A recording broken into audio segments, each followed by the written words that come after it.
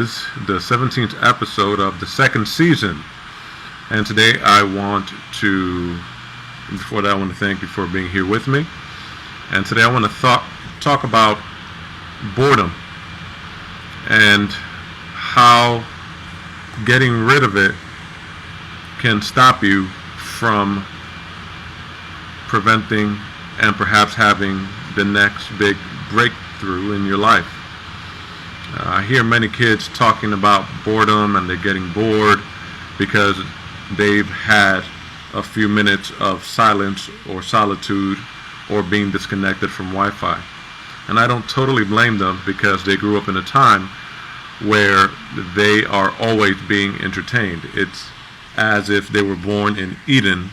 Every one of their needs for entertainment is being met, and not only being met in a minimal level, but at the maximum level of entertainment, whether it's through video, through games, but mostly through electronic methods and the internet.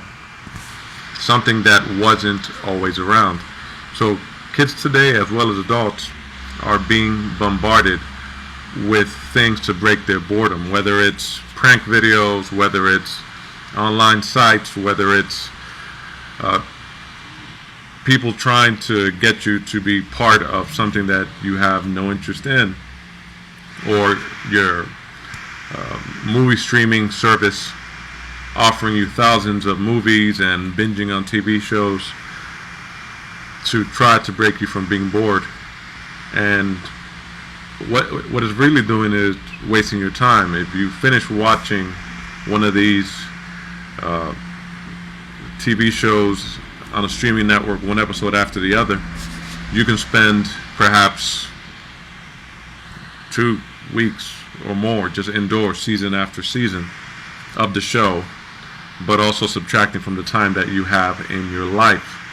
And that is why I implore that you try to step away from your boredom. Now, in saying that, I'm also letting you know that I am not a life coach. I am not a doctor. I have no license. But this is just what the name of the show is, A Life Examined. And I just realized that many of the things that have taken away from my time have been things created by people that, with their boredom, they decided to create something like a show, like a streaming service, like a tablet, like an electronic device, or the internet, to break their boredom. But a few people get together and make these things, and the mass quantity of a huge population, the mass quantity of a population will then consume these things without knowing how it works or how it's being used. I'm sure in Mark Zuckerberg's house, they're spending endless hours just on Facebook. I'm sure that in Bill Gates' house, they're not spending countless hours just on social media. They're actually using their what you would call boredom to create things that will benefit the world, yourself, and others around you. So when your kid says they're bored and you don't have a lot of money, something that you might want to try is just get them to sit silently and people watch.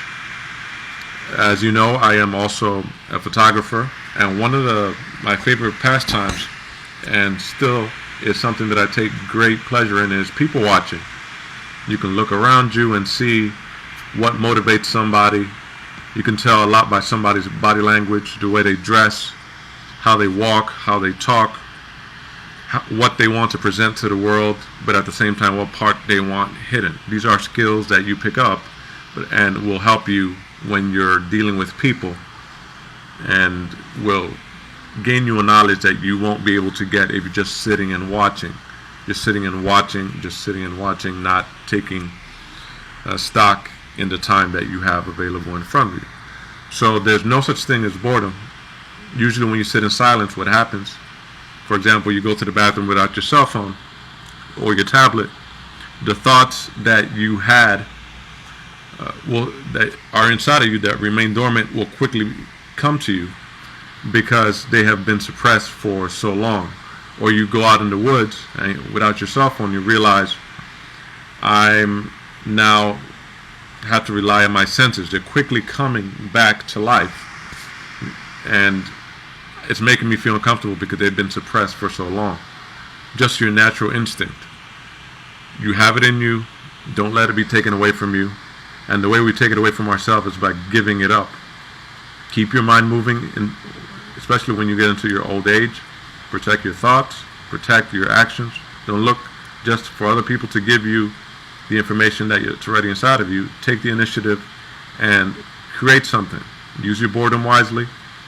Your solitude is something you might have rejected before, but it's something that now you should not want to be without. And with that, go on, take on the day.